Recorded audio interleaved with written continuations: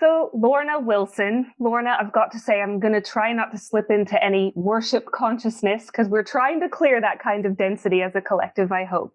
But really, truly, from my heart, with humility, I do see you as a kind of oracle in the flesh, a legacy of wisdom, if you will. And that really has been acquired from your extensive vision quests, from your enriching life experience, and your exquisite, extraordinary repertoire of regressions, which you've performed over decades.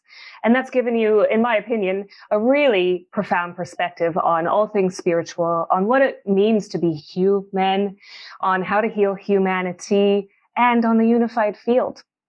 Lorna, you are a QHHT practitioner, you're a hypnotherapist, you're a shaman, and you're also the author of the book, Healing Journeys Through Quantum Realities, which I've read twice. Thank you for that body of knowledge because it continues to bestow gifts to me. Given your knowledge of the subconscious mind, which I've learned from you is a living library of the accumulation of our life experiences, I want to deep dive into mind control, MK Ultra style. You talk about trauma being a trance, and I think that's a really important point.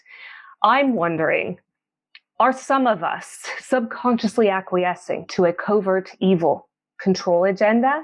I mean, if you look out there, you see threats that feel very real. May it be mass masking or enforced inoculations, AI and transhumanism, 5G, poisoning our food through GMOs, chemtrailing, the totalitarian tiptoe, communist takeover. You've got big tech censorship. I mean, you lost your Facebook group recently. That was such a bummer. Not to mention ritual satanic abuse, human and child sex trafficking, and pedophilia. So, Lorna, my question to you is, are we under a trauma-induced Luciferian Ahrimanic spell? You've said a lot of things, and there's so much that can be said on everything. Okay. But I'm going to start, just so that the listeners also can start at a base idea. So if you imagine, we're thinking in terms of consciousness now and words like the matrix. And so what we're recognizing through consciousness exploration, and there's loads of different types, but what we're recognizing is that our consciousness doesn't die, there is no end, and we have lots of interactions that are quite shamanic in the sense that they're imagery, they're bizarre, they might include other beings, they might include other realities. And when we're in those spaces, we function and they're natural to us. So imagine, for example, that to create the Earth life system, and there's loads of other planets and systems, there's just no way that this is the only one. And the subconscious and people in their sessions access so many different. I mean, we hear in the New Age community, the Pleiades, Sirius, Orion, the basic ones, but there is vast ones that don't even have names that we can even pronounce. So imagine that for this particular system, that things are set in place. Imagine, for example, with this hand, this is how I like to explain it. So this hand represents our spiritual self, and we can call that all kinds of labels. We can call that soul, the light, but what we know from a basic scientific sense is that it's consciousness, and consciousness is in everything. Animals, nature, everything's measurable from a point of consciousness. And so imagine that to come, and so it's not got any form. It comes into a form and expresses through that, and this particular form we're in is called humans. And so when you're locked into the human matrix, you have filters on your consciousness that's going to allow you to interact in that system organically. For example, our body, cells, everything is made of the same composition as the earth, minerals and all that stuff. So to function, and so therefore they all hold their own vibrational frequencies. So frequency-wise, vibrationally, energetically, we are locked into this matrix. And this matrix, if you think of video games, has to have challenges. And the challenges, I view them as obstacles. And the obstacles, all of that is going to lead a person back to themselves eventually. And so I like to think of, there's an infinity symbol, that's the figure 8. But how I see that is laying down on its side. And to me, that represents symbolically how we're always searching outside ourselves, looking. We think everyone's got an answer or something that we don't. And that search will eventually lead us back to ourselves. And then we have to find within that we're searching for. And so the obstacle course is there. And I've had to come to the conclusion it's allowed to be there. It's meant to be there. Otherwise, it wouldn't be there. In other words, at some point, we have to accept what is, because until we accept it, we can't change it, because we don't realize we can change it because we're locked into the filters. And so all we're seeing is what's in front of us, what the naked eye can see. And the filters are things like family patterns, cultural beliefs, where you're born in the world, your astrological charts, numerology, all those kind of things. I mean, if you think about it this way, even if you did a silly in the newspaper psychological test, always when we do those, it's like, oh my God, I can, accept what it says because, I find meaning in it. But it's simply because the human being, as far as I can tell, is a composition of consciousness packages and templates. And those templates are locked into your system, your neurological system, and imprinted on your consciousness. And the final, well, not really final, but one of the real close to the final stages of that being locked into your thinking and how you're going to see the world will be what happens during your mother's pregnancy, how she feels, her emotions, all of that. Because what happens with the fetus is you're completely saturated in mom's emotions. You know what's going on with dad, but we interpret it. So for the first maybe 30 something years of our lives, we're always reacting. And so we're wiring beliefs into our brains. And that reaction starts as soon as we're locked into that mother's womb situation. It doesn't matter whether the soul's completely in there or, there's beliefs that come in at 3 months, pre-birth, whatever. I don't know that there's a hard and fast rule as to how and when, but once we're assigned that mother's energy vibrationally, because think about it this way, like Tesla says about creation, 3 simple things. Well, I don't know that they're simple, but 3 simple things to remember: energy, vibration, and frequency. So we're locked into, plugged into, wired into mother's vibrational frequencies and fathers. So whatever has gone on in their belief systems and their experiences, that's going to have an effect on how we perceive the world. And so what you describe as all of the dark stuff that's going on, and it is dark because it's bringing out the shadow of the planet and individuals, it's the accumulation of this whole cycle that we've been in and that we're ending, of all the stuff that's ever happened in your family lineage, in your vibrational fields, in your consciousness. And it's not so much that it's your consciousness and all down to you, because you're just an aspect of your soul. So it's in whatever the other aspects, call them past lives or parallel lives or whatever, but whatever the other aspects have that vibrationally can be released in this system, and all releases in this system gets added to the collective consciousness. So every time you heal, it goes into the collective consciousness. Every time you do something that pulls it down into the shadows, it goes in. And that's how thought forms get very easily available to us. We only need to think one negative thought and it's like, whoa, within 10 minutes, all the negative things that's ever happened in my life just suddenly shows up. Or it could be the positive. And it's because we're constantly feeding thought forms. Now, if you imagine what's happening in the world, it's all masculine energy. It's about service to self, me, me, me. And that masculine energy, it's all about the head. And it's also locked very much into our original brainstem, the reptilian brainstem. So you hear reptilian stuff all the time. And the reptilian, our original brainstem, is about survival, me, me, me. rituals. And so if you think about masculine energy, think about the human form, for example. And hopefully I'm answering your question, but there's just so much information. Yeah, totally you are. So think about the human form. We're in a duality system, and it's represented by two physical forms. Doesn't matter what everyone's going on about gender, but we're looking at two physical forms, the masculine male body and the feminine, the female. Look at masculine bodies. Everything is on the outside. Yes. On the feminine body, it's on the inside.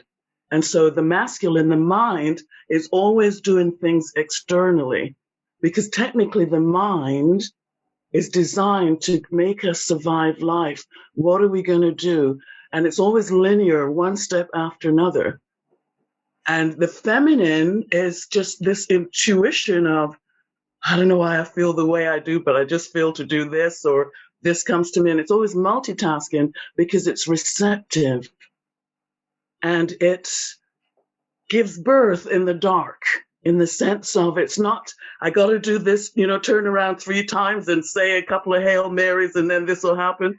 Or if I pray, do you know what I mean? All those things, that's a masculine mind of, if I do things externally, I will accomplish what I desire. Whereas the feminine, think about the birth process. It grows life within, out of our control. And it's not just about the birth of a human form, but even the birth of our ideas, the birth of our creativity, our self-expression.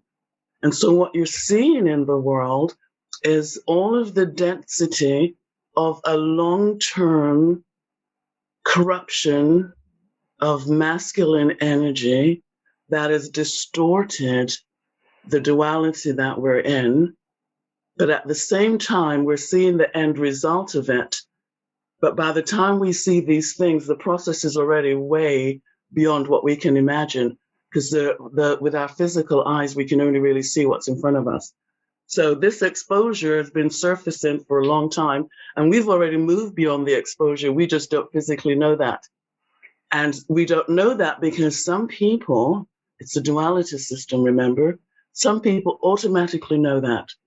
They're seeing everything about life on a positive, and they're wishing no one harm because everyone's on their own journey.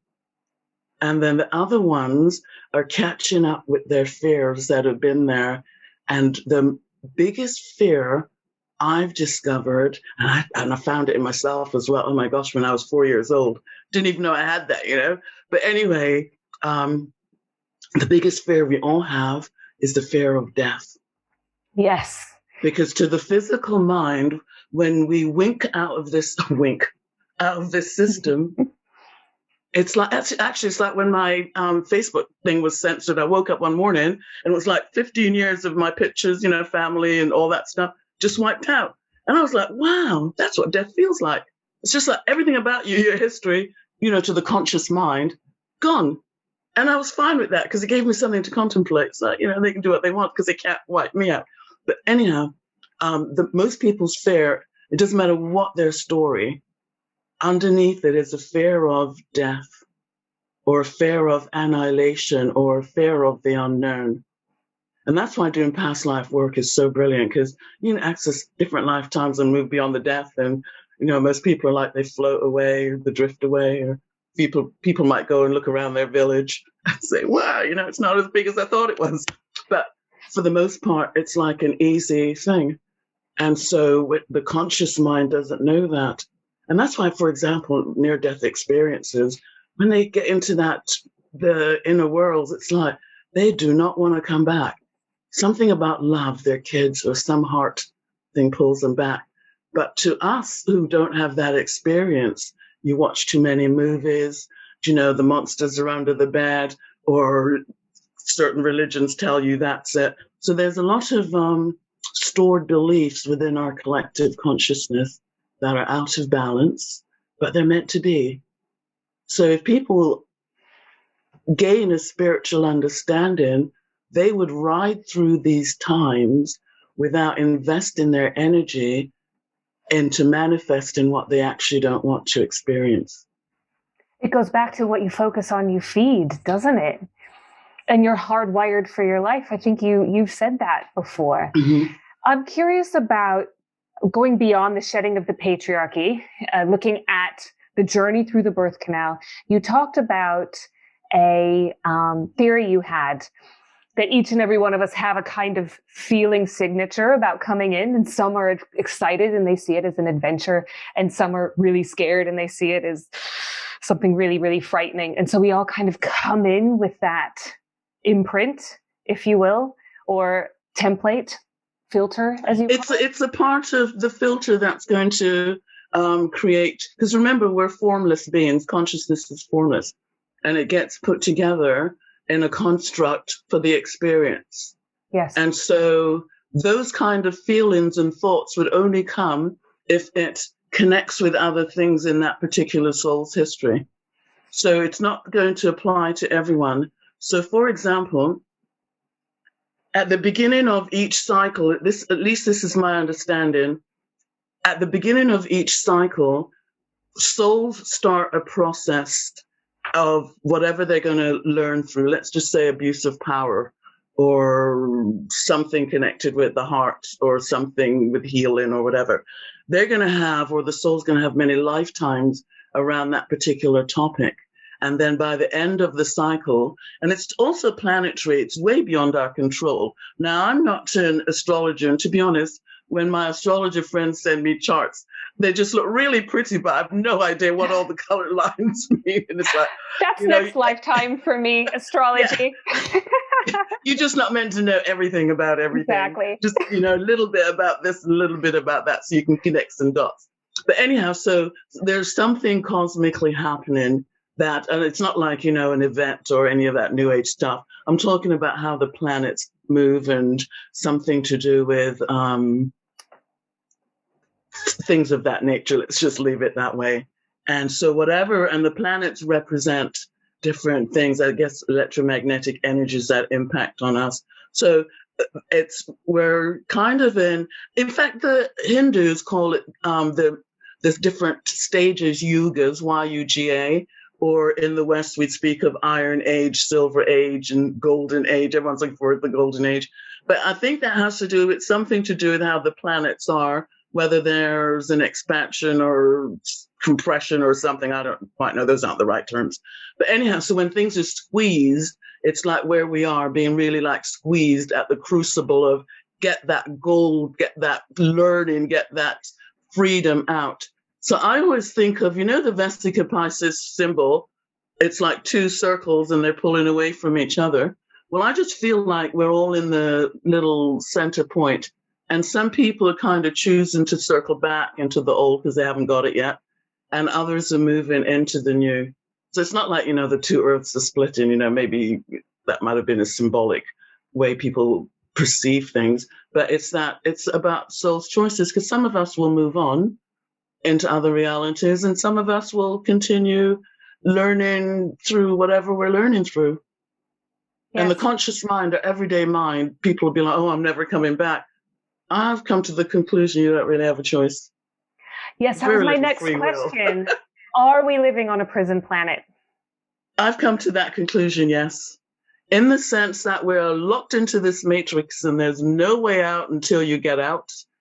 That we have controllers who are clamping us down and imprisoning us, and we only break through our own consciousness and choices. We have very little free will, because if we did, we'd really just have the jobs that we want, or the lifestyle we want, or the families we want. The law of attraction isn't what it says it is, because otherwise we could just think ourselves into having things. So there's limitations put on us. It's like a video game called the Earth Life System. And whoever's running it, they play both the light side and the dark side. And I smile at that because people like to think that they're very different. But imagine that that's just a part of, it's like the yin yang symbol, it's just a part of the system. And the dark side, or the shadow side, or the side that's not so visible, is what's within us that's deeply buried, that it's given the opportunity to bring out, if that makes sense. It does. So it all goes back to the subconscious. One time in a ayahuasca ceremony, I asked the question, what is, is there Satanism or what is all that and stuff? And she said to me, the satanic forces are neutral and they bring out what's within you. Wow. And I got it. Yeah, because there's other things around that. Well, there's a lot of people that might need to hear that message right now. Because that's a story that's floating around in the field at the moment that is tripping. Well, if you think about sorry to interrupt you, but if you think about going back to your question, what's going on in the world, it's bringing out the drama, because it's all theater, they're all stories. The drama is bringing out, whether it's to do with the election, whether it's to do with the vaccine, whether it's to do with the lockdown, it's bringing out what's within people. And we don't just go from 0 to 100 with rage if it's not in us somewhere. Yes. Do you know? So we've been in a duality system, and the way I see it is there's a third force, and that third force is balance. It's the center. It's neither one polarity or the other. And that third force is only really accomplished when we integrate our own inner masculine and feminine. And by that, I mean, if you think about Tesla's 3 things, energy, vibration, and frequency. So masculine and feminine, we recognize it, we think, because we see a feminine, masculine body. But when you think of it as energy, it's creative forces. It's out how the energy works, how it manifests, how it expresses itself. And so we have that within us. Jung would have called it the anima and animus. That's psychoanalytical, politically correct speak. But what we think of just in an everyday sense is our left brain and right brain, or our masculine and feminine, our mother and father. Those are the dualities. And what's coming together is a balance between the two. Because what masculine energy does is it's a forward thinking. It knows how to accomplish things, to analyze, to protect. I mean, in a healthy sense, if it's done, is right, to protect and all of that stuff. And what the feminine does is it's nurturing, it's receptive, it knows how to nourish life, it knows how to, it's all about the continuity of life. And so if you think about the individual, that's represented within us, within our father and our mother. And so whatever's gone on in our childhood and however we perceive our parents, and in some cases, however much we reject them, one or the other or both, is how much we reject ourselves and how much we're not coming into our own balance. Because masculine is also represented by the head and the feminine by the body and the heart. And so if we're living in our head and we're driven masculine, then, and usually to the negation of our feminine, then we tend to find that we just can't get and accomplish and keep and do the things we want because we're literally out of balance. So the other thing go on. Do you believe that distorted belief systems are the real virus? Well, I think that they definitely are, but it's not about the distorted belief system. It's how the belief system came into place. That's a distortion of energy. So think about the matrix, and they feed in viruses. Think about your computer system. Yeah. They feed in viruses, and they'll feed in consciousness viruses, mind viruses. And then people will accept those as their reality, their truth.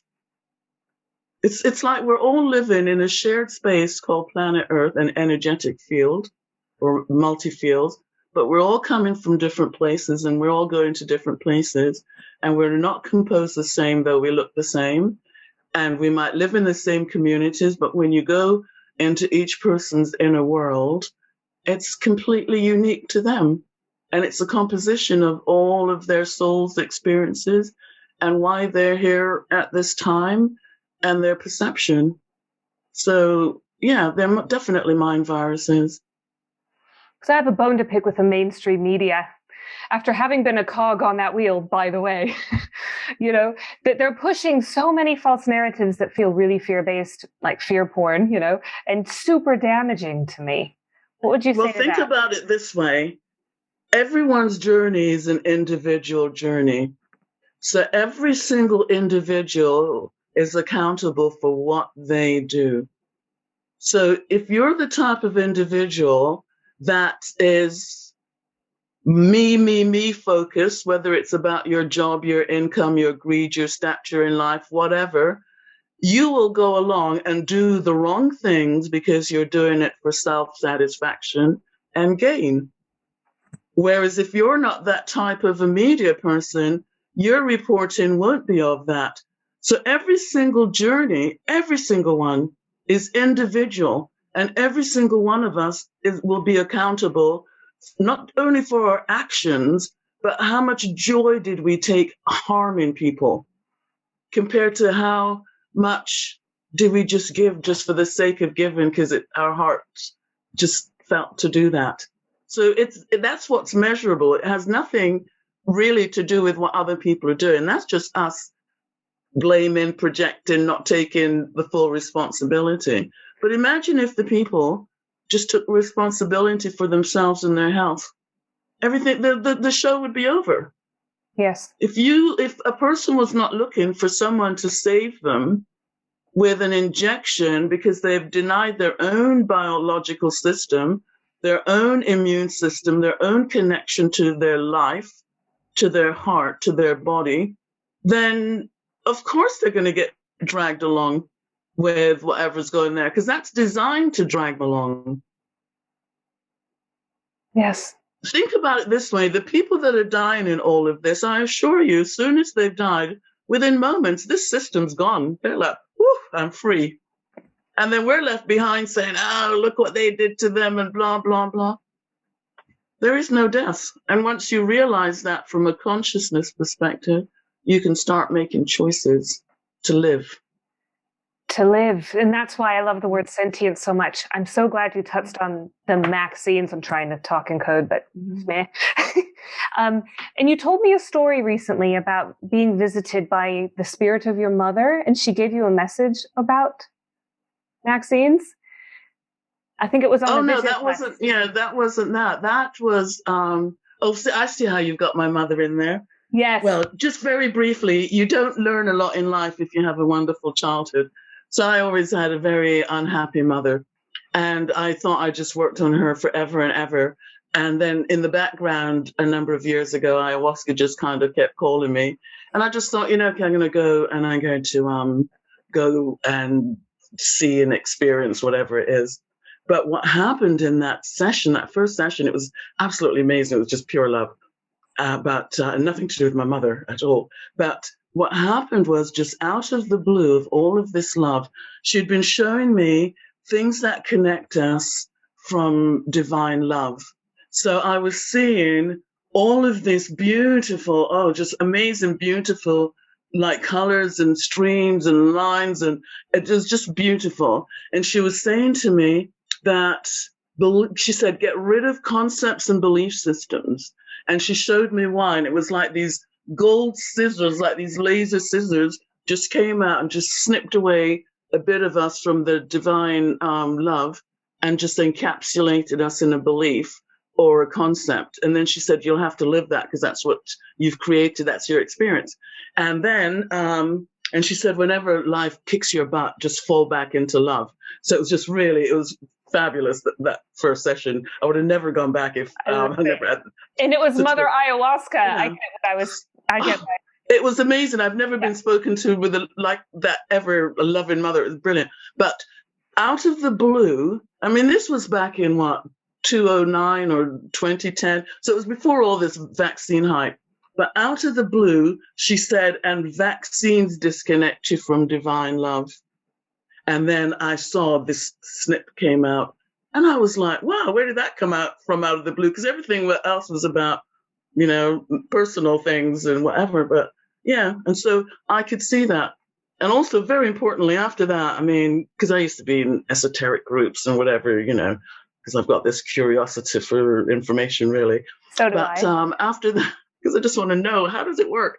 But after that, I just couldn't even get into concepts and beliefs. And it was just fabulous for that reason. It was like very liberating. Yes, I feel a sense of relief just hearing you say it. Mm-hmm. Very freeing. Are you cool to do a quick fire round to debunk some kind of common spiritual stereotypes? Or well, let's go for it. I won't intend necessarily to debunk them unless they deserve to be debunked. Awesome. Or I might tell you my perception of it instead. Well, I think there are a lot of mainstays. A lot of us feel like, by definition, we feel they're absolutes, and maybe they're not. And part of my journey has been gaining clarity through the likes of you on some of these concepts. So the first one is karma. Is Earth a karmic retribution machine? I think Earth is different things for different people. Remember, we're coming from different places. So there are a lot of people that have no choice in the sense of energetically they have to be here. And I've had people in sessions, including myself actually, that want to come in as a male or female and they're told, no, you can't, you have to be the other. So there already you don't have a choice. And so for some people, it might be that it's about rebalancing things. But I hear different stories from the subconscious of people as to why they're here. And oftentimes they might have to work through things from their childhood or their history from a soul's perspective. But sometimes they're just here for others. Sometimes children are born to come in to help their parents. And I don't mean through being disabled or anything. It's just that, they're here. For example, this lady the other day, one of her stresses was about her daughter, what's going to happen with all the, the COVID and stuff and fears and future and all that stuff. And so I had her go to a lifetime, if she had one, that is, connected to her daughter. And she was absolutely shocked to access a lifetime where her daughter was her older sister and her guide and her helper. And then when she dialogued with her, she was coming in to help her in this particular lifetime. She's just had that much wisdom. But the thing is, we look at children and we think they're little, so they don't know anything. Sometimes they're much older in soul knowledge and wisdom than, older people. My little ones are so much more crystalline than I, and I'm aware of it. Mm-hmm. So in some sense it can be, but I would say to people, if you view Earth in that sense, then all you're doing is you're creating that reality for yourself. And you're locking yourself in the You're locking that into that belief. Think about it like just snipping yourself away from divine love, and you're now locked into a concept and a belief.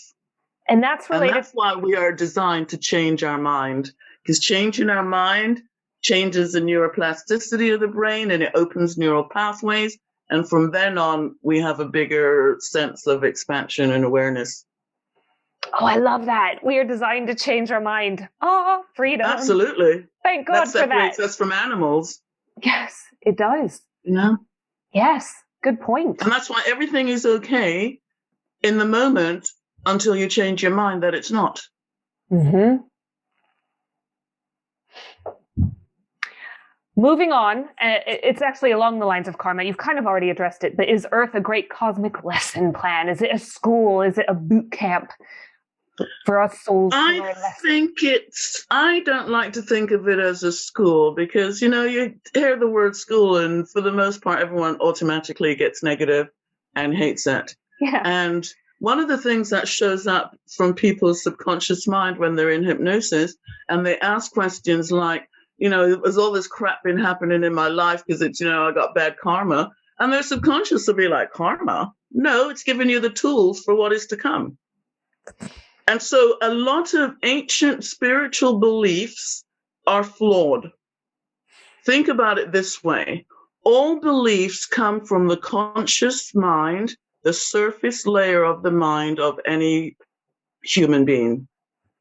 There might be cosmic truths, but let's just look at it from our basic belief systems. And so imagine in some ancient time in my village or my town, I had an epiphany the light opened up and I had like, whoa, this big epiphany. And I have a village meeting and I'm telling the villagers, da da da, and this and that. And everyone is listening, but just taking what they can relate to.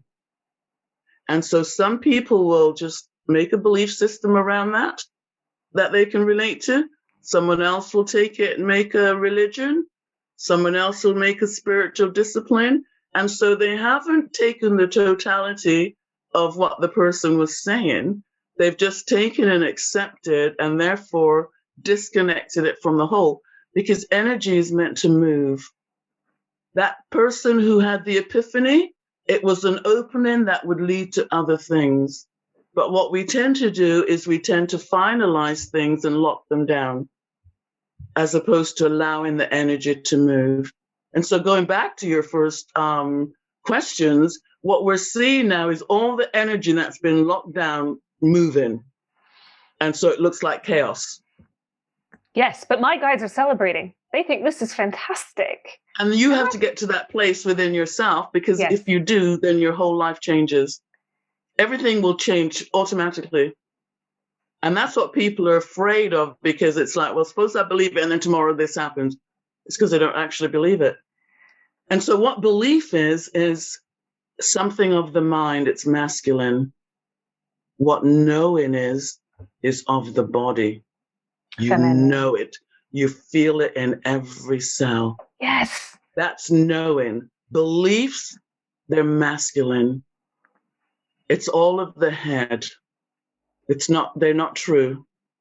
And that's why the ancient real spiritual teachers would always tell you to have your own direct experience, because then you feel it. Then your body knows it. And so with all the stuff going on in the world, going back to that prison planet and all that stuff, that's all masculine. And so what they're doing, or what's happening, is they are preventing people from being comfortable in their body, because you just don't feel good, and this has happened and that has happened. And that's because they have occult teachings from ancient times, and the way into the spirit, into the inner world, is through the feminine. It's through your body. That's how you get out of your body into other realities. That's why when out-of-body explorations happen, the body will go through vibrations as it's separating. It will go through pulses. It will go through all kinds of stuff. And if you're able to breathe through that, you can be out of your body, because you cannot get to the higher self, the higher realities, without going through your body. That's a feminine. It's creation. It's expansion. Think of the void. It's dark. It gives birth to all potential and possibilities. But the masculine, it can't. It's not designed to do that. I have absolutely arrived at the belief that enlightenment is embodiment. So I really appreciate you taking time to really clarify that for all of us, because I think it's such an important concept. Going back to the spiritual beliefs and ancient texts in particular, I was going to ask you about the classic ancient text, the Bible. Is it metaphoric?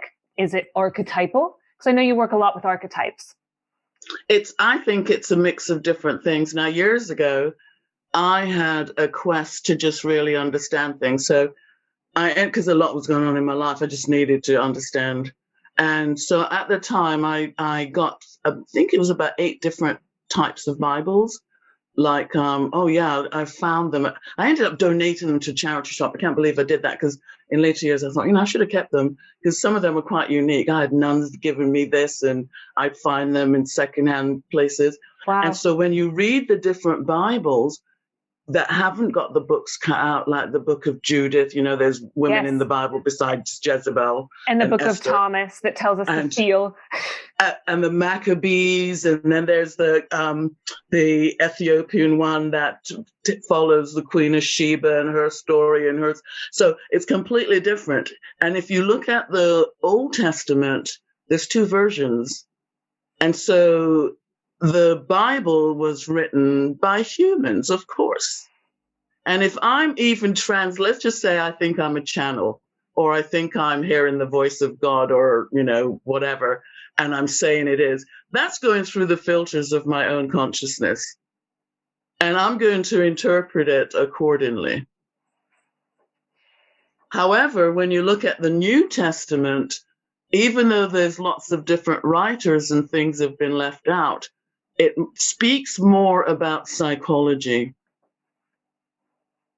Do unto others as you would have done unto yourself. Don't throw stones at glass houses. So there's a lot of psychology in the New Testament that I quite like, because it's just classic psychology. But the Old Testament is very violent and aggressive. However, if you're interested in that kind of stuff, the background, there's a book called The Genius of the Few by Christian O'Brien. And he's died now, but he had lived in that part of the world and worked there and knew the people and for many years. So he translated the Sumerian texts, which are completely different from Zecharia Sitchin, completely different. And when you read what he's translated, because he hasn't put a Christian bent in it or any of that stuff, when you read it, everything about it makes sense. Everything about even fallen angels, because it's not what you think. Even about heaven and earth, because it's not what you think. And it's fascinating. I've got to read it. Right, let's back up. Absolutely fascinating. Let's back up to the quick fire round, because what are fallen angels, really? Well, there's a lot of beliefs around that, but I'll tell you what in the Christian O'Brien version is, and I kind of like that one. So when it's described that Enoch went up to heaven, what heaven was the highlands, the mountains. And what hell was considered was in the craters of the volcanoes. And so these beings had lost their planet, and they were looking for a place to inhabit. And they found Earth, and they found it had enough moisture and all that stuff. So they set up what they were going to do, like for civilization and for, planting roots for life. And some of the helpers that they brought were messing about with their projects. And so they had to cast them into the craters of the volcano so they could keep them imprisoned until the off-planet guards and people came to get them.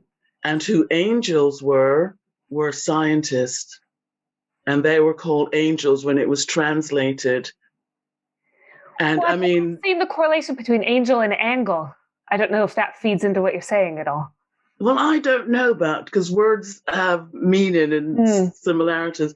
But the way I've not explained it is good, and it's got so much details. It's just fabulous. It's my I'll have to give it a read. Book. Oh, and, man. Yeah. Brilliant suggestion. Yes. So I like that concept. I've never been into fallen angels and all that stuff. And I've never been into the Old Testament stuff because I'm a tomboy. I challenge that stuff. What do you mean, women this, women that? Do you know what I mean? So I'm hardwired to challenge that. So no, I don't buy into all that fallen angel. That's just another virus in the matrix. 100%. What about throw that in and get people frightened and bring out their worst, or let them choose their light? What about what? Sorry, yes. Another virus in the matrix. So what about timelines? Oh, timelines. I love them. I don't think timelines are as simple as what they say in, YouTube videos. Oh, you just have to jump a timeline. However, how I love timelines is imagine that in your life or your childhood, you were happily going along, the innocent child, everything's wonderful. And then some catalyst change happened. Let's just say your parents got divorced when you were 6. Or the house burnt down, or something happened, you moved away and lost your family, your friends, and something changes in you because of that change. Somehow we often lose a part of ourselves because it's left anchored into what we've lost. And so we can re-access those timelines where we were that happy, innocent person. And so in the sense, whatever we've come in with, it's all factored in our life and energy fields and stuff. we can reconnect and pick up the parts of us that we've rejected, that we've just, we're just not that playful, innocent person. And so in that sense, definitely. Would you call that quantum leaping then? Well, I'm more shamanic, so I just call that, I don't come up with names really. I just call it, it's like soul loss, reconnecting with parts of your soul. I think of it more in that sense. I like rather that. than reclaiming various fragmented aspects of self. Yeah, it's like a soul retrieval. It's like, imagine that you're born, you're sent into life with this full potential of all of you. But because the adults in your life control you, because that's what adults do, that's why we're reacting all the time, because adults tell us what to do, when to get up, what we got to do. And we don't always like that, because sometimes they don't see us, the person, but, we have to fall into line to their expectations. And so oftentimes we will disconnect and lose parts of ourselves, or just kind of fragment. And so in that sense, soul retrieval or reconnecting with that opens up your full potential, as well as your happiness, because it's like, wow, I don't have this kind of emptiness, or this something that people can trigger, or these things I can't understand about myself. Yes. So it's about wholeness. Wholeness. Okay, that gets me into higher selves. Mm-hmm. What is your take on a higher self and connecting with that aspect of self? Well, one of the things I've learned is that every lifetime has its own higher self. And it was described to me as such. So imagine the full potential of the soul. Think of it like, let's just say it's described like a ball of light. Let's just say like the sun. And then with the rays, you know how kids draw a picture of the sun with the rays? So the rays will represent souls going out into experience. And there could be many different souls aspects on the ray, different timelines, different experiences. But let's just say that part of you that is projected outwards, we'll call that your ego, because it's the composition of your individuality.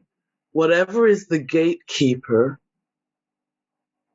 and the caretaker of that soul's part of the aspect will have its own higher self. And so higher selves are what connects us to the part of us who is never incarnated. Am I a higher self to other lower selves? Absolutely. Because we're always bringing up into the light, balance, harmony, love, whatever terms we come up with, the lower parts of ourselves and the lower parts of existence. Because that's how it works. Think of existence as always, right, so Earth is described like a torus. So remember, I think of the infinity symbol laying flat, representing us in our search, just going out, looking, and coming back. So if you stand that 8 upright and squish it, it becomes a torus. And so there's always this center point, this still point. Is that 0 point? Yeah, I think of it as that. I'm not a chemist or physicist or anything, but for simple speak. So all the experiences are always feeding in and coming back and feeding in. Yeah. And if you think in terms of like fractals, then our experiences are always dividing or changing or shifting. And it doesn't have to take something big to change it. And so what we gain and learn, it has to go somewhere. So it will go and pick up the lower vibrations. That's why I think mediums or people that do out-of-body exploration and discover beings on the other side or guides always are used to do rescue work. Do you know what rescue work is? It's like rescuing the souls that are trapped or haven't moved on. Yes. And so that's an example of how we're always having to help those. And there's this constant flux and movement. But what we try to do when we're in human form is we try to make things become still rather than allowing them to move. Yes, that's true. It's like holding on. life will take you where you have to learn to let go, or eventually you have to learn to let go to allow something else. Whether you let go of all your sorrows, or let go of your regrets, or let go of the tight rein you have on, got to hold on to this or you might lose it. It's about the letting go. I think life is about letting go. Yes, I agree. Here's a narrative for you that I want clarity on. Do you believe that gray aliens are humans from the future who have taken the cyborg timeline, so to speak, or become a match to it, however you want to look at that, and lost their soul, so to speak, and are coming back to try to reclaim it? No. Don't buy into that. No. Gray souls, or grays with souls, do not have the right to control any human who's a creative being, because that's how we're designed. Everything about us is about creating, whether it's through self-expression, whether it's through manifesting. So, whoever's running this system isn't going to allow gray beings to come in. And a lot of those, where a lot of those beliefs come from? Where? The astral planes. The astral planes, and they're put into people's reality systems by mischievous beings, or in some cases, the higher beings, I guess, will just allow these mind viruses to go in and just have a laugh. I mean, if you ever listen to what some remote viewers find, it's never what you kind of see or hear as spiritual truth. It's, It's not that. Or experiences that outer bodies explorers have had with beings that are vibrating differently, coming from different systems. You discover that all of our belief systems and things we think, it's meaningless in the cosmos. and in many cases it's ridiculous. Yeah. And think about it. Think about a system with a hive mind where everyone is able to tune in and feel everyone else's. Imagine if we were to even be a fly on the wall of our neighbors' minds, or just look at the stuff people are being fed through the media and TV. Yeah. What's going on in those minds? So no, it's the grays or no one's coming to do cyborg. Now we are moving into some who want to create transhumanism, yes, or robots and stuff, but those things have been tried before and they never last because it goes against everything that humans are. Why would you need a machine to tell you how to think in a system where you're designed to have to think for yourself? So what they've done is they've started out, and these are long-term plans. There is no real new age, it's the same old age plans. So they will always seed things because they have the people that are in power. They have the best psychologists, the best everything in any field, advising them about the human being. And so they know how to manipulate. You want to talk about MK Ultra? They know how to manipulate, but it doesn't have to be that extreme. It could just be with words. It could just be with what you're seeing and the type of programs and all of that stuff.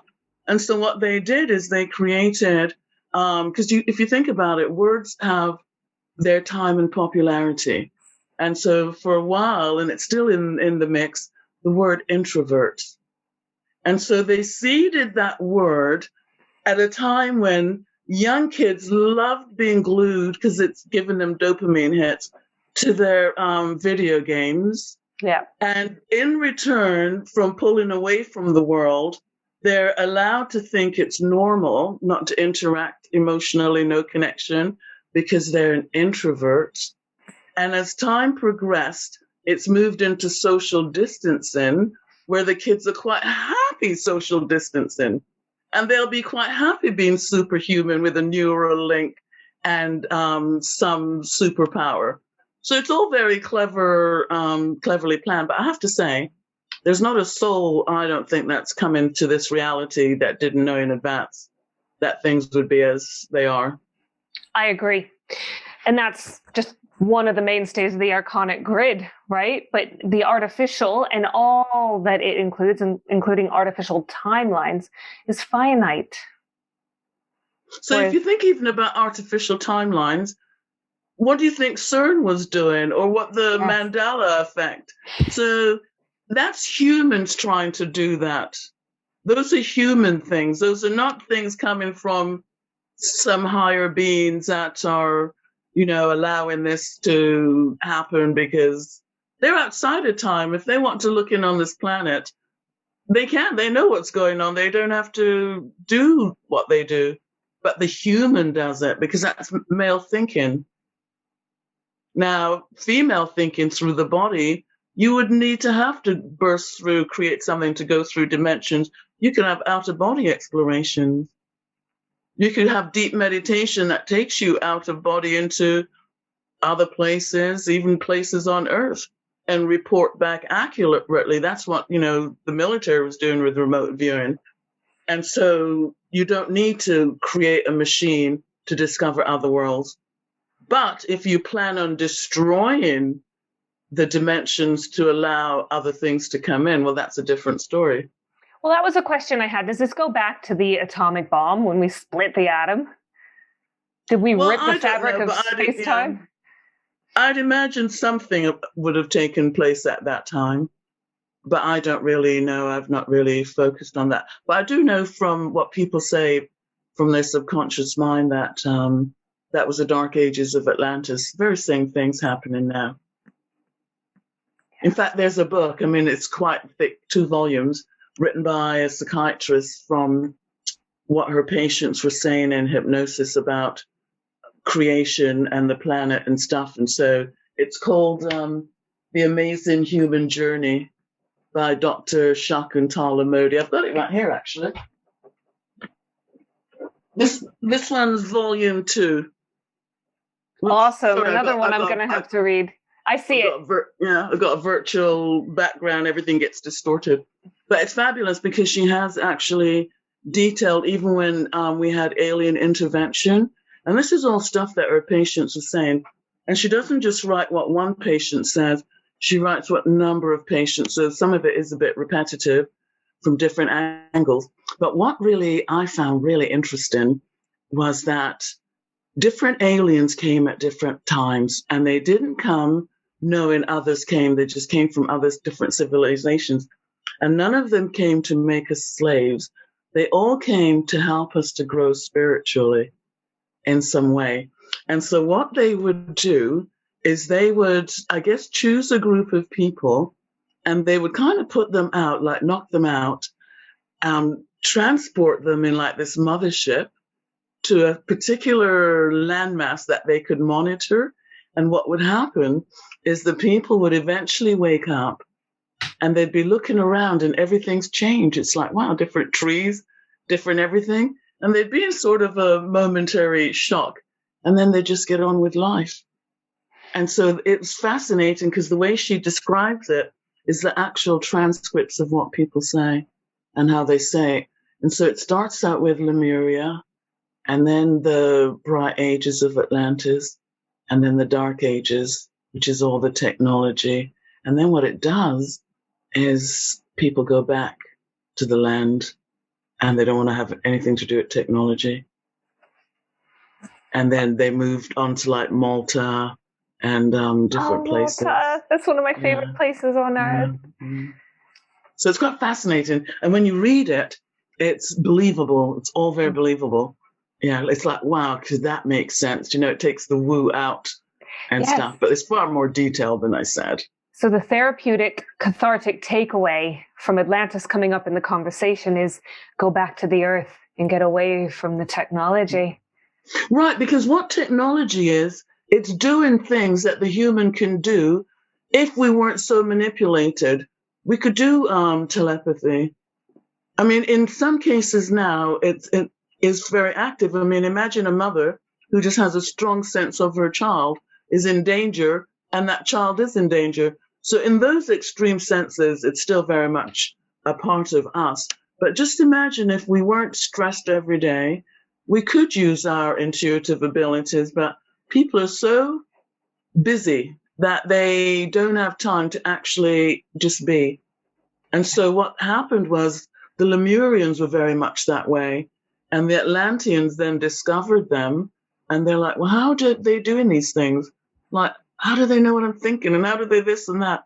And so then they started creating technology to do what the Lemurians were doing. And so it's detailed. It's a fascinating read, really. You could actually just open the book anywhere and it's like, wow, that page is brilliant. Oh, that's awesome. Mm. Is it about the integration of the Atlantean energies and the Lemurian energies, Atlantean being male, Lemurian being female? It might be, but I would think that because much of it is not provable and much of it is not, there's lots of different stories. I would imagine that we can't really look at it from that perspective. But what you have described is Lemurian was very heart-centered and feminine, and they adored the feminine and growth and stuff. And then the Atlantean was very masculine head, thinking, critical. How do you do this? I want this too. So yeah, and it would be about right now where we are is integrating our masculine and feminine. And how that looks in the outer world is everyone's, I'm in the wrong body. But that's just what it looks like at the surface interpretation. But the reality is it's our inner masculine and feminine forces we're to integrate or not to reject. Yes. That's brilliant. Gosh, that says it all. I interviewed Francis Xavier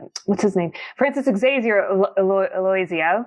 Yes, I'll say it again. Francis Xavier Aloisio, who wrote a series of books about the Atlantean energy in Malta, and he likens Malta to the solar plexus of Earth.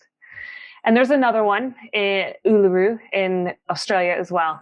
And so you've got the northern hemisphere aspect, solar plexus, and the southern hemisphere, and that's its job is to metabolize and alchemize all of our traumas, release all of that in terms of Earth's grids and ley lines. Well, I went to Malta with Maria Wheatley. I don't know if you know her. Yes, heard of her. She's a dowser. Her dad was Dennis Wheatley, quite well-known author and dowser and into the paranormal in the UK.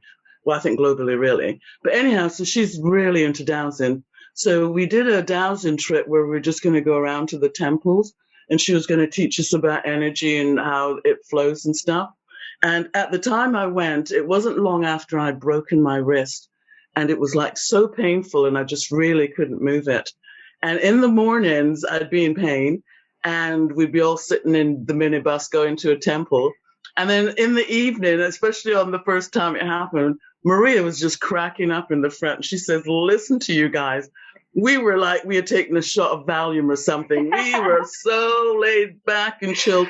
But more importantly, my hand was just completely loose and flexible. I was like, oh my God, I can't believe it. I could actually use it.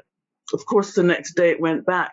But that was the expansion of the energy in the place. And she showed us with dowsing, and you could actually feel it. So definitely the land and the temples, and you could feel the feminine energy. It was just amazing. So yeah, I can see why you'd love Malta. You probably feel really good there. I do. I feel awesome there. It's my mother home. I feel like it's my soul's home, if you will. And there's more megalithic sites there per capita than anywhere in the world. Oh, really? Yes. Ah. Yeah. So apparently the Atlanteans, the Atlanteans, when Atlantis, was no more, they moved along to, I think Malta was one of the places. Yes. Exactly. But it's also got Lemurian energies there, because a lot of the feminine temples are Lemurian, apparently. It really does. Yes, you kind of have brother-sister temples there that complement each other, and that integration that keeps coming up. What about Egypt? Have you been to Egypt? Oh, my favorite place. I had to ask you about Egypt before we end the conversation. I'm aware we've gone over. Yeah, that's my go-to place. And I know I've had lots of lifetimes there. Yep. Oh, yeah. I love Egypt. What's your most mind-blowing experience from Egypt? Gosh, there's so many. Right, I'll tell you this one. So we're still really good friends. So there's a friend I have that I met there. on a trip. We went on a trip that should have been 30 people, and there were like 67 of us by the time we got there.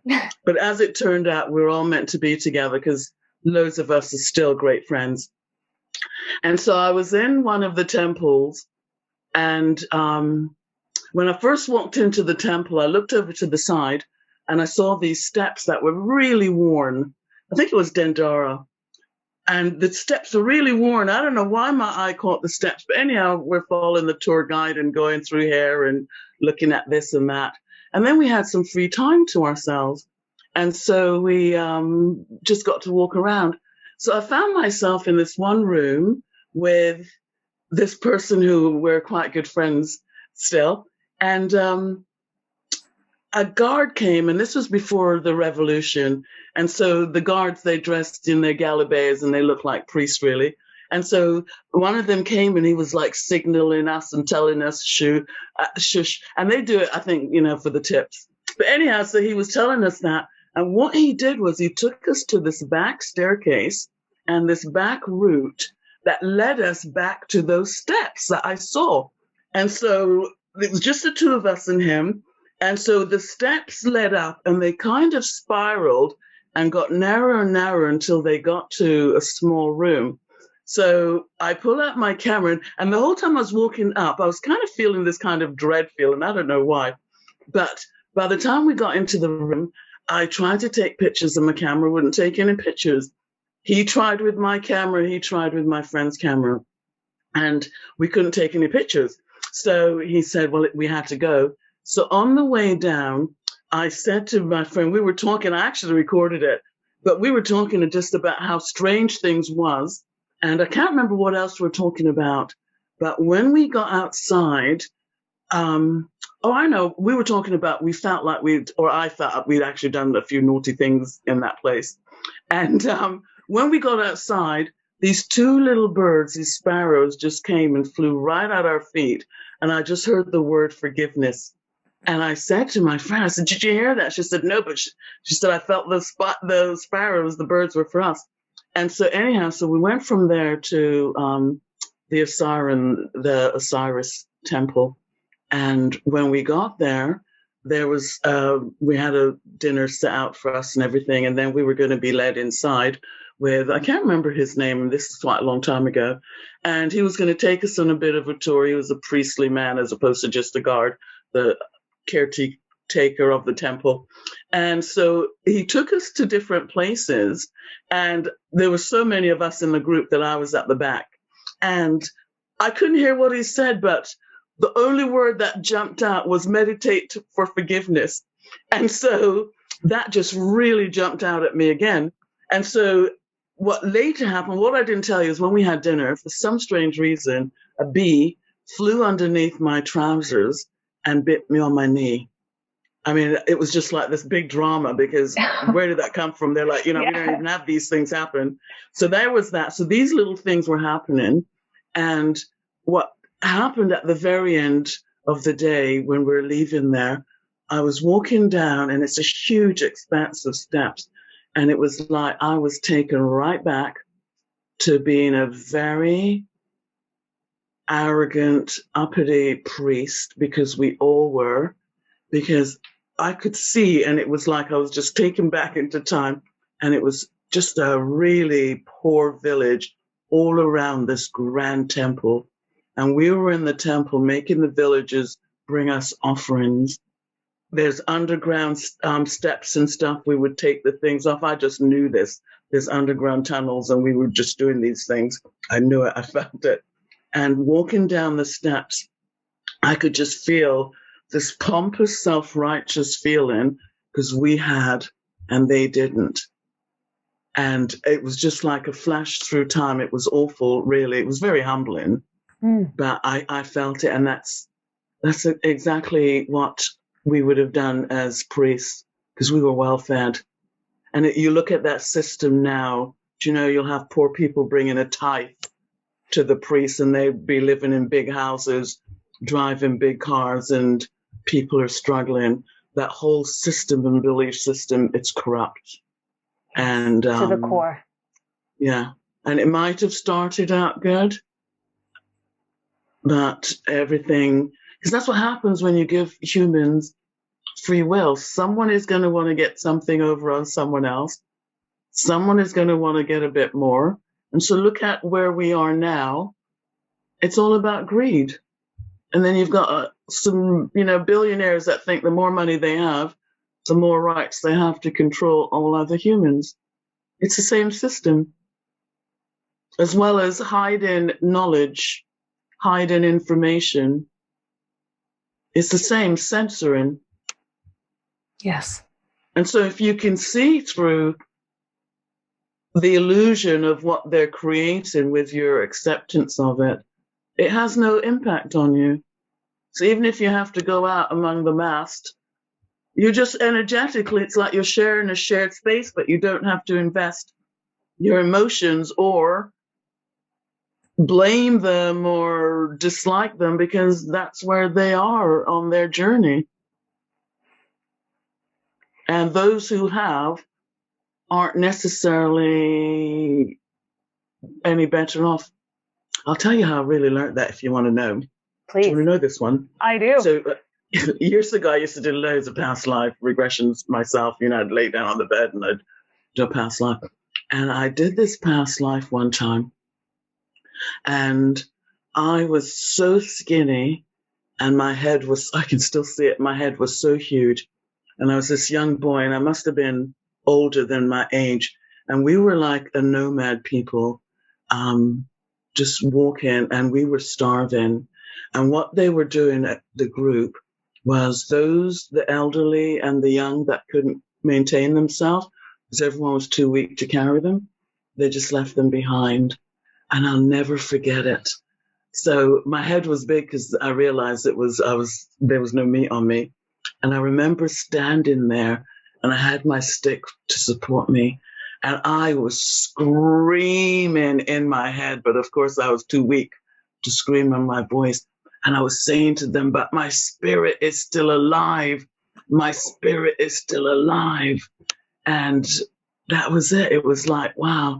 And it made me realize that it doesn't matter what the outside looks like. The spirit, the soul, it's whole, and it's as much alive as anything that we think is perfect. Yes. But it's the story that a person's living that their body is a part of. Wow. Hearing you recall some past lives makes me curious about the mechanics of past life recall.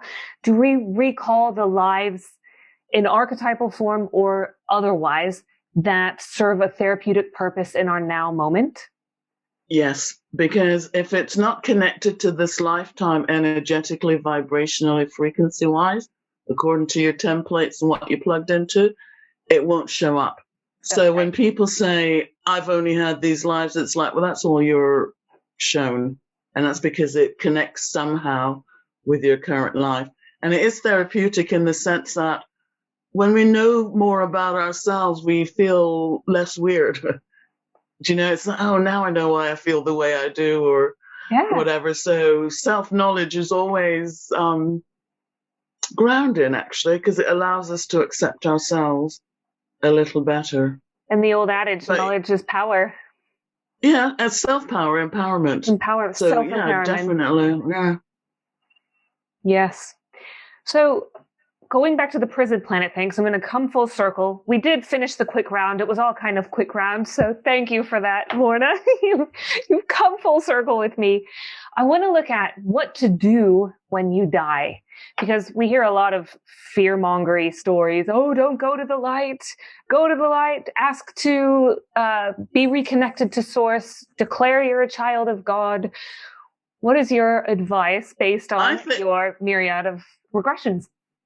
I think the Tibetan have it kind of down pat if you want to go with a masculine external preparation sense.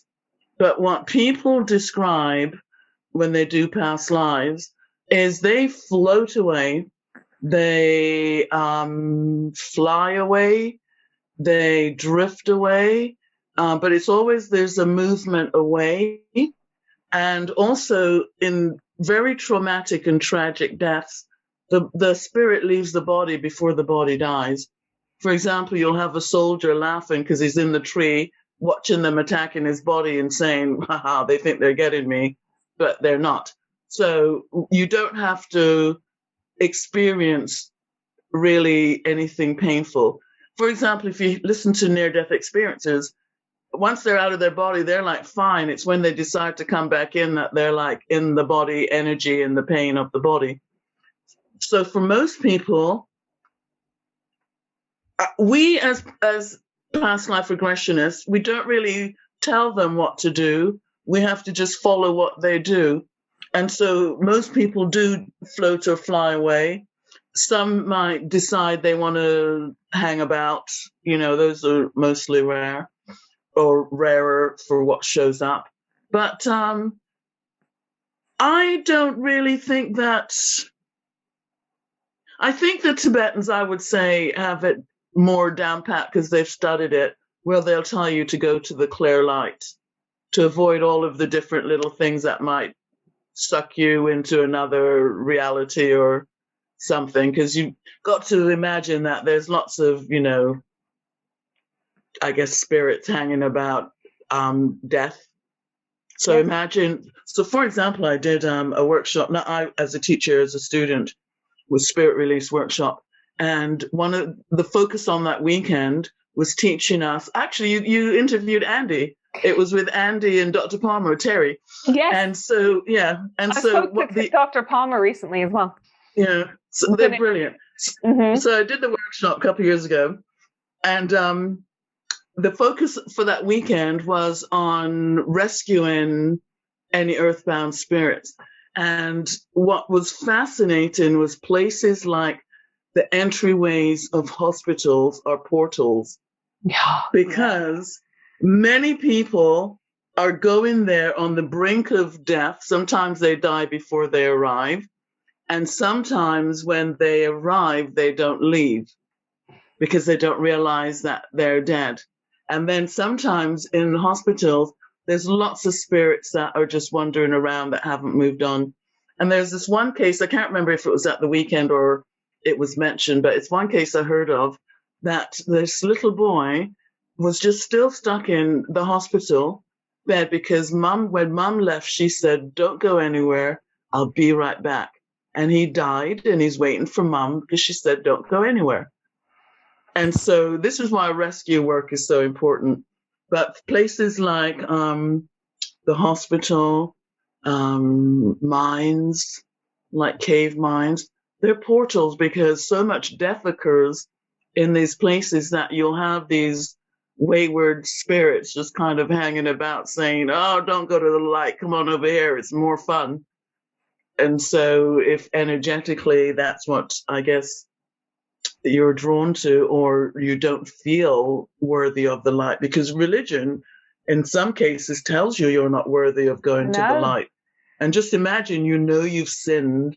Maybe you looked at a Playboy, or maybe you stole a chocolate as a kid, or it could just be minor things. All sinned, yeah. But it could be minor, but in your mind, when you're dying, for some people, it's, I can't move on, or there's nothing there because religion tells me that there's not. Yes. So the belief systems will take you into that belief. However, when we're doing past life regressions, it's not that we look at the belief systems to see where people end up.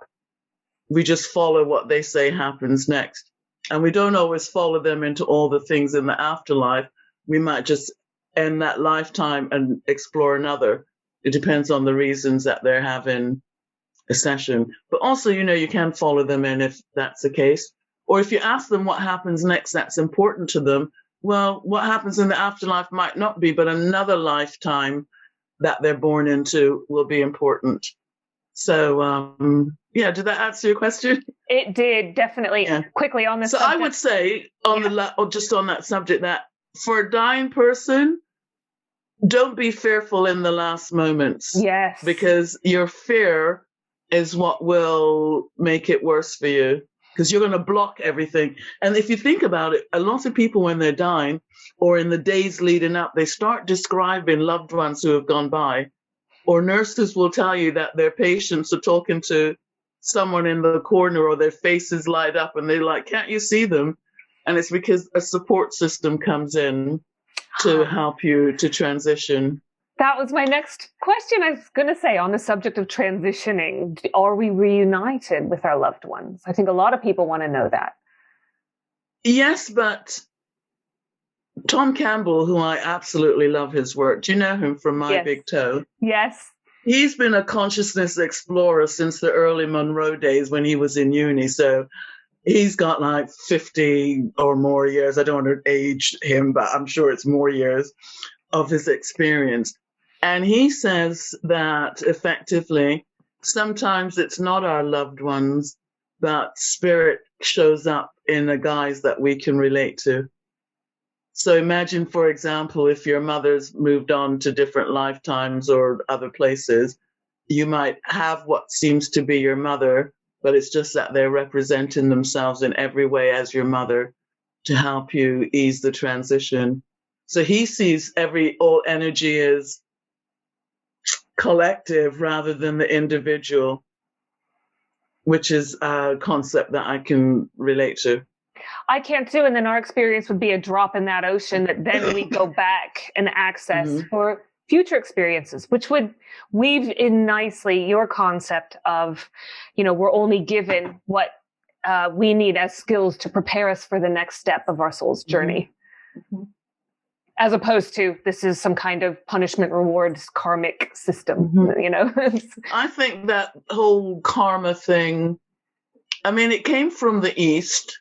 Yeah. They have a lot longer life on the planet. They're way more ancient than the West. However, when the West borrows things from the East, they like to give a Western spin to things. And so the meaning kind of changes, to suit the Western mind. And a lot of the Western mind has deep roots in Christianity or the Abrahamic religions. So they'll kind of twist things in a sense that we lose the authentic meaning.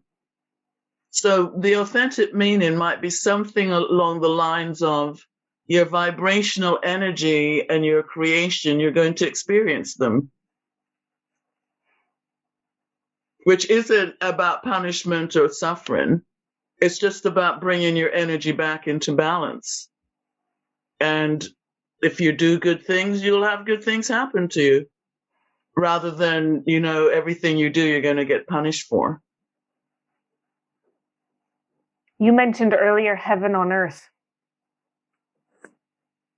And what do you want to know? Well, I just suspect you have an interesting take on it.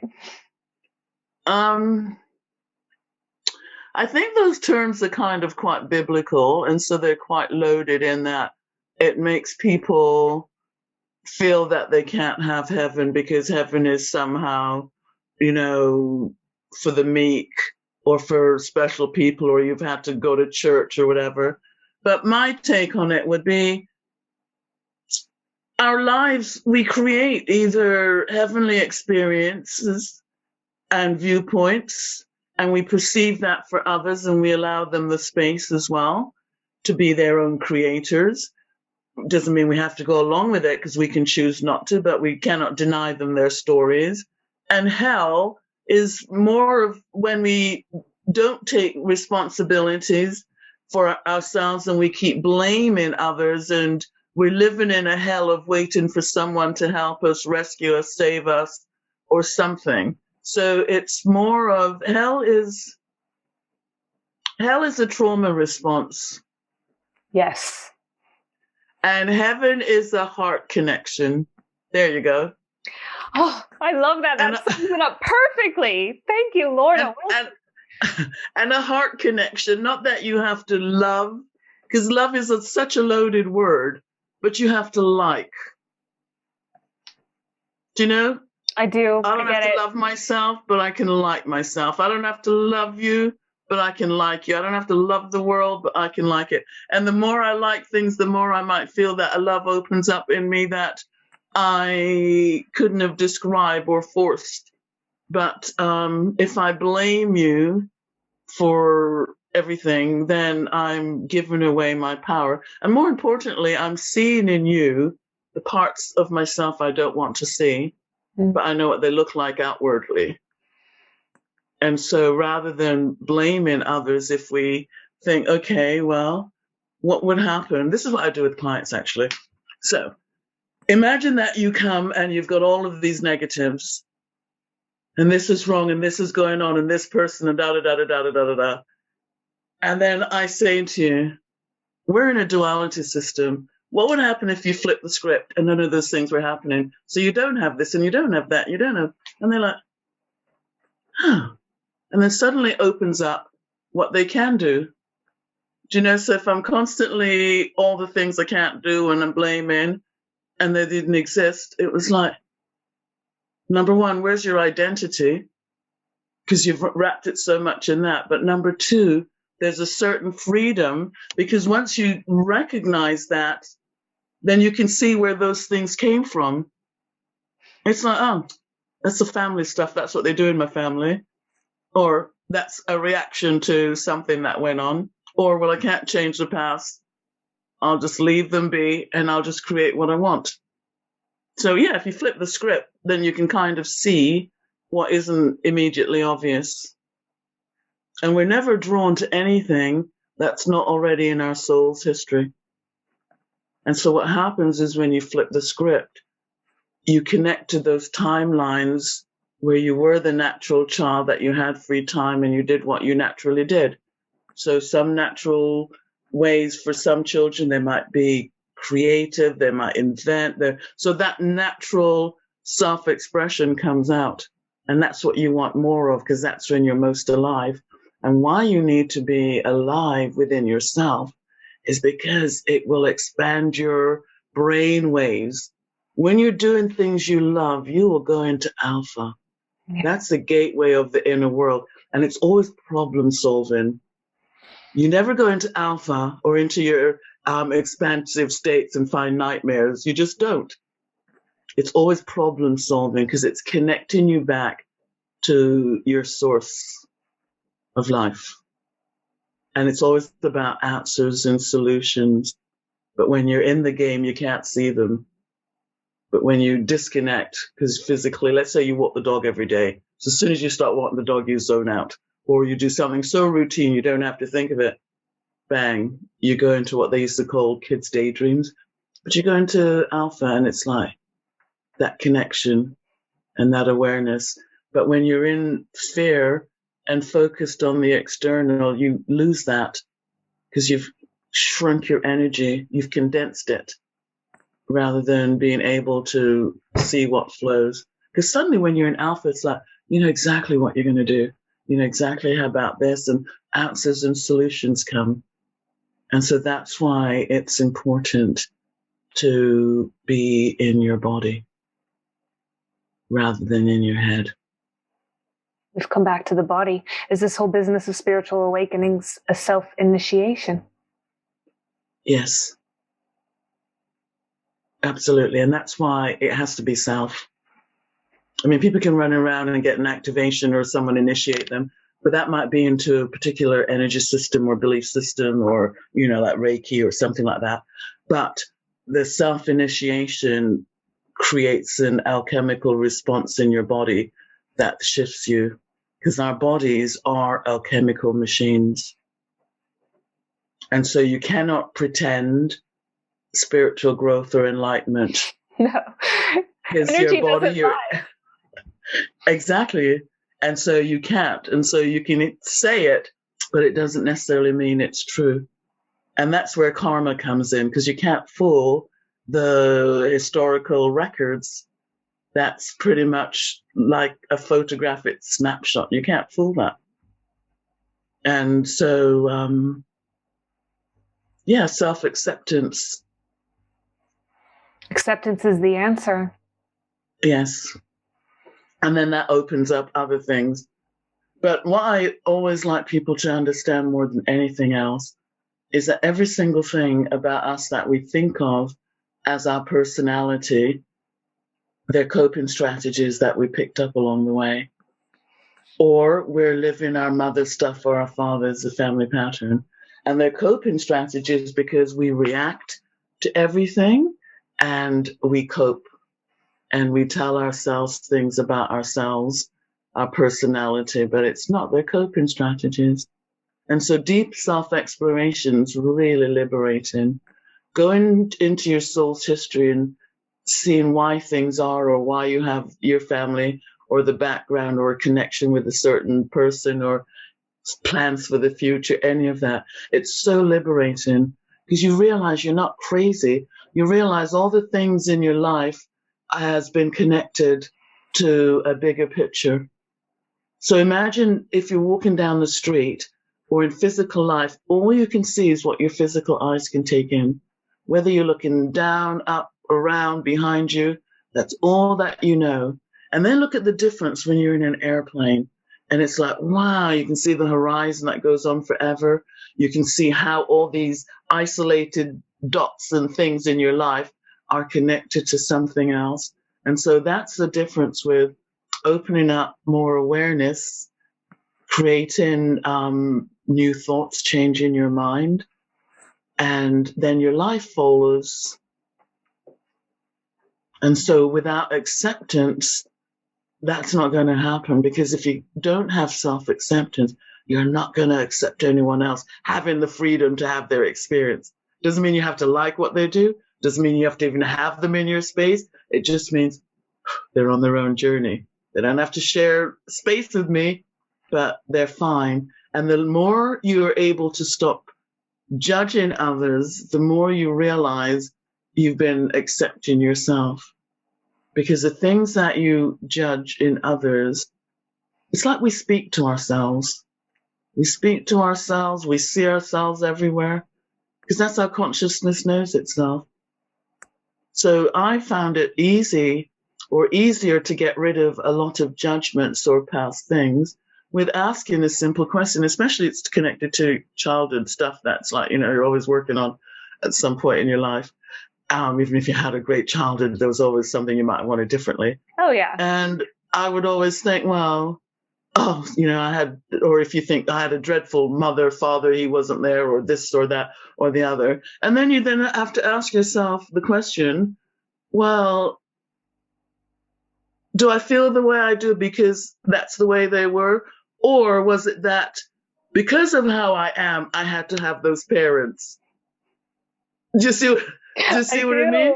Yeah. And then that opens up more thoughts, and then you see where you can make adjustments, and you realize, well, wait a second, those parents are also products of their parents or their time or their generation. Or so it's you start depersonalizing, and that's how you can get back to yourself, because otherwise everything is a personalized belief.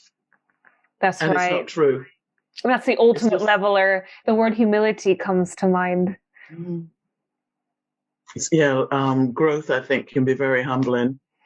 Can't it just? Well, that's a brilliant place to end, in my humble opinion. Do you have any other words of wisdom you'd like to bestow upon us tonight? I don't know, really, what is wise and wisdom. But if I were to say anything to people in general, I'd say start depersonalizing your life. Start realizing your life is a compilation of family patterns, other people's stuff, your experiences, and that given your experiences, you are completely normal, every single one of us.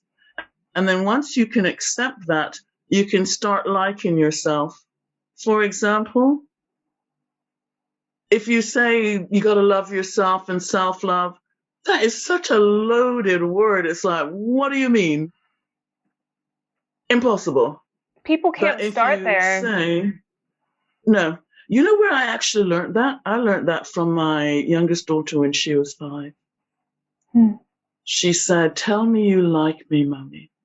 Don't tell me you love me. Wow. And immediately when she said that, light bulbs went off. And I knew in that moment, in my situation, if my mother had said that, I would have been like, nothing about this shows love. Whereas if she had said, I like you. And so what I did for every night after that, I would come up with different reasons why I liked her. Because I couldn't tell her what I told her the night before. And it was such an amazing exercise. And it really reinforced to me that people, you can't love yourself because you think you're unlovable, you think this, you got all these programs running. But if you can find the things about yourself you like, then everything changes. So start liking yourself. It's like gratitude, you know, it doesn't have to be anything big. You just might like that you're a generous person. Do you know? It's these little things that build and open up our full potential. It all boils down to the heart. Yeah.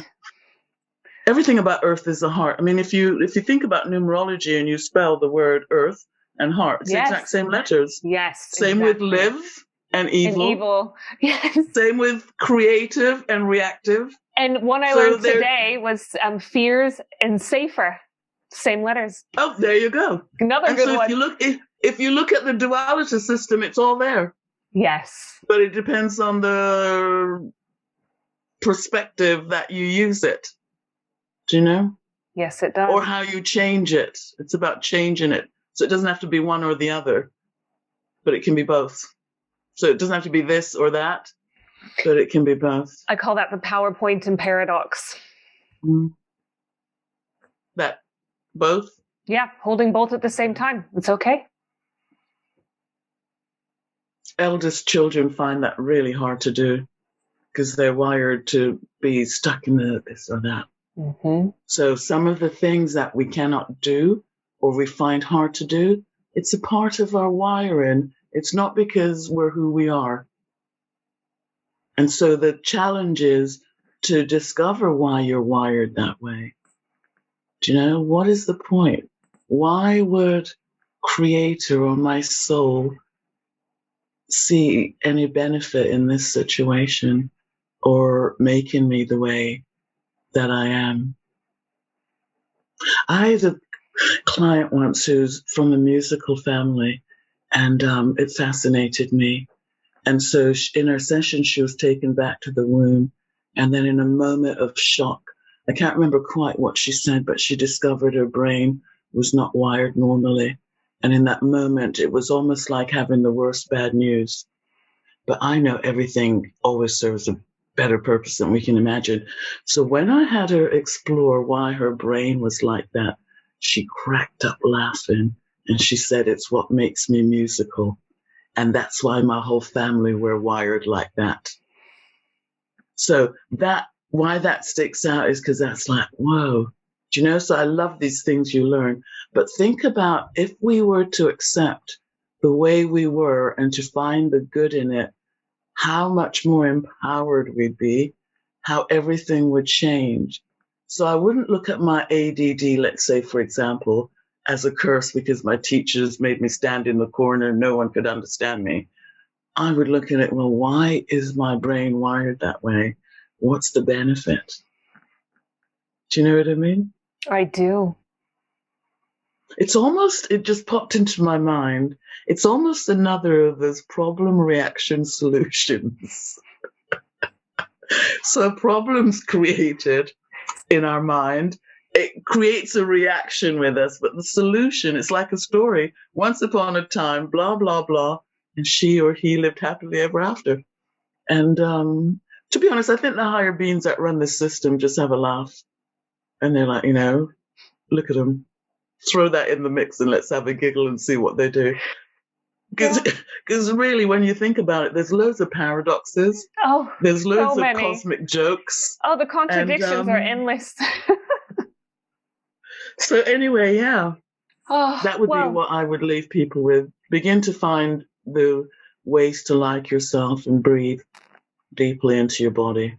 It's all that's needed. And it came up earlier, you are hardwired for your life. So have faith in that. Mm-hmm. A very special reason, always. Mm-hmm. And I think that goes back to the divine blueprint, I call it. Mm-hmm. Mm-hmm.